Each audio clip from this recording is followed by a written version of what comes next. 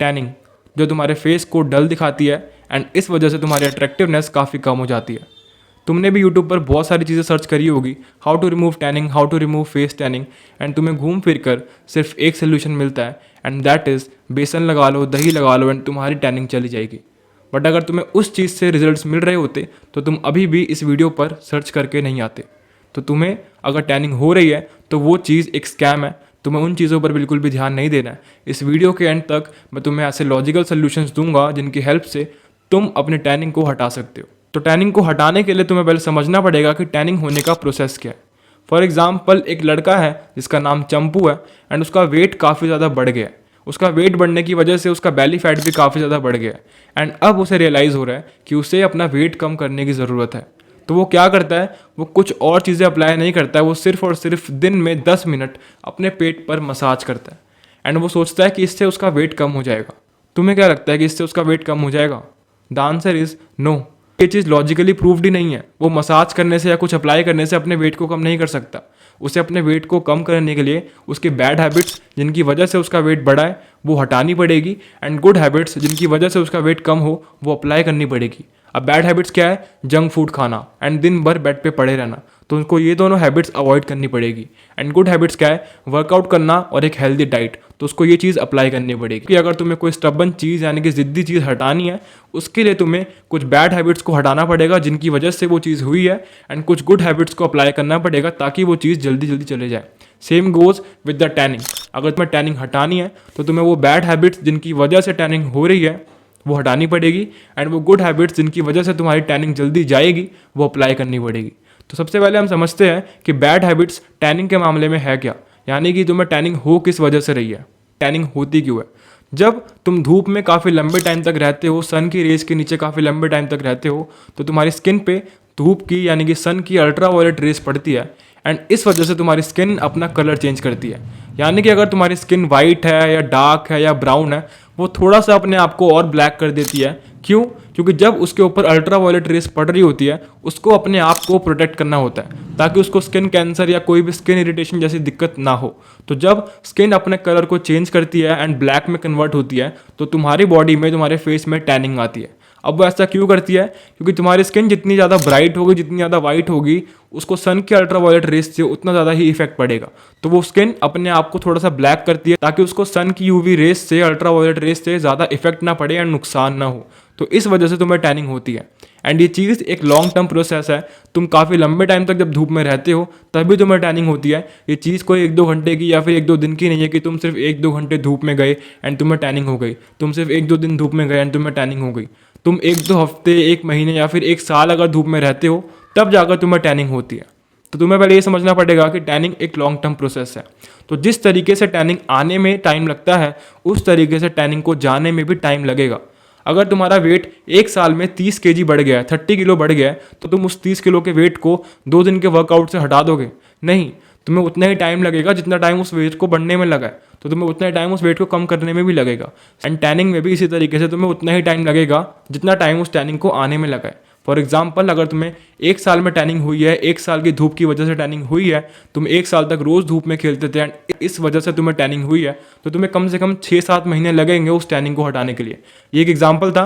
अब तुम अपने हिसाब से कैलकुलेट कर लेना कि तुम कितने सालों से धूप में रहे हो एंड तुम्हें कितना टाइम लगेगा उस टैनिंग को हटाने के लिए। ये तो हो गई बैड हैबिट्स। अब समझते हैं कि गुड हैबिट्स जिनकी वजह से तुम अपनी टैनिंग को जल्दी जल्दी हटा सकते हो।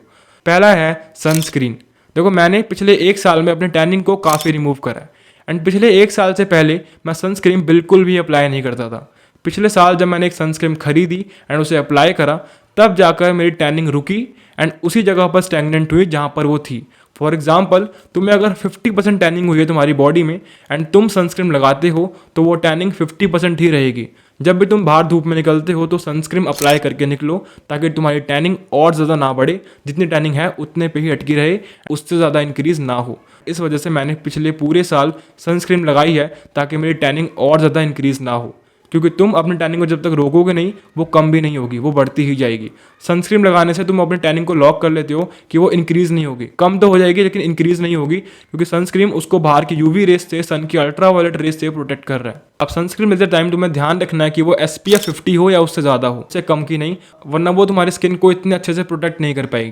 देखो मैंने तो एक लोकल सनस्क्रीन ले ली थी, ये सनस्क्रीन थी मैंने किसी केमिस्ट शॉप से ली थी एंड मैं तुम्हें रिकमेंड नहीं कर रहा हूँ। मैंने अप्लाई करी थी, ऑल स्किन टाइप के लिए है, मुझे अफोर्डेबल पड़ गई थी एंड मैंने ये अप्लाई कर ली थी, तो मुझे काफ़ी ज़्यादा अच्छी मिल गई थी ये एंड मेरे स्किन टाइप पर सूट कर गई थी। तो इस सनस्क्रीन को अप्लाई करने की वजह से मेरी 1 साल के अंदर टैनिंग काफ़ी कम हुई है एंड और टैनिंग नहीं बढ़ी है। तो तुम जब भी धूप में निकले हो मेक श्योर कि तुम अपने चेहरे पर, अपनी पूरी बॉडी पर जो जो सन के सामने एक्सपोज हो रहा है, दिख रहा है, उस पर सनस्क्रीन ज़रूर अप्लाई करो, ताकि तुम्हारी टैनिंग जहाँ पर है, जिस जगह पर है, वहीं पर रुकी रहे, उससे ऊपर ना जाए।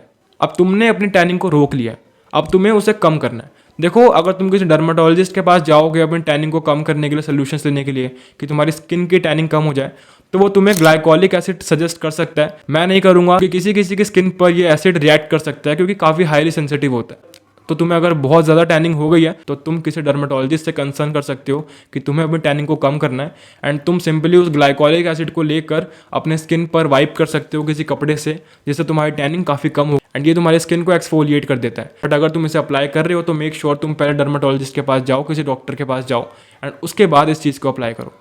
ये सिर्फ एक सोल्यूशन था जो मैंने तुम्हें समझा दिया कि इस मीडियम की वजह से भी तुम अपनी टैनिंग को रिड्यूस कर सकते हो। अब बताता हूँ कि वो कौन सी चीज़ें हैं, गुड हैबिट्स, जिनको तुम अपने डेली रूटीन में अप्लाई कर सकते हो एंड उनकी वजह से तुम्हारी टैनिंग काफ़ी कम हो जाएगी। पहला है वाटर। अब वाटर की वजह से तुम्हारी टैनिंग कैसे कम होगी? जब तुम काफ़ी ज़्यादा पानी पीते हो तो तुम्हारी स्किन काफ़ी हाइड्रेट होती है। तुम्हारी स्किन काफ़ी हाइड्रेट होती है तो तुम्हारी स्किन काफ़ी ग्लो होती है। तुम्हारी स्किन काफ़ी ग्लो होती है तो वो काफ़ी शाइन करती है। अब तुम्हें क्या करना है, जो तुम्हारी टैनिंग हो गई है उसको अपनी नई स्किन से ओवरशैडो करना है। कैसे? देखो साल में एक टाइम ज़रूर आता है जब तुम्हारी स्किन उतर रही होती है।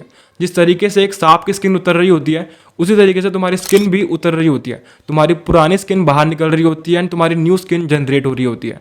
उसे हम कहते हैं dead skin.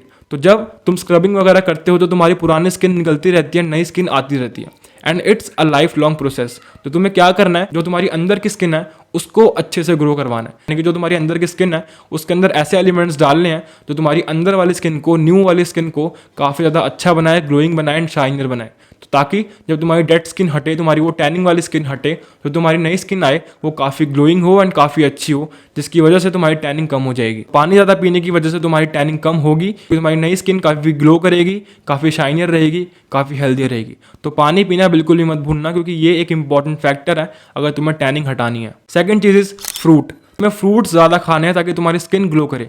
Same point again, तुम्हें अपनी पुरानी वाली स्किन को हटाने के बाद अपनी नई वाली स्किन को काफ़ी अच्छा दिखाना है, काफ़ी अच्छे से ग्रो करना है। तुम्हारी जो नई स्किन आ रही है मेक श्योर कि वो काफ़ी अच्छी है, काफ़ी ग्लोइंग है, काफ़ी हेल्दियर है, ताकि तुम्हारी टैनिंग अपने आप हट जाए एंड लोगों को लगे कि तुम्हारी टैनिंग गायब हो गई है एंड तुम काफ़ी गोरे लग रहे हो।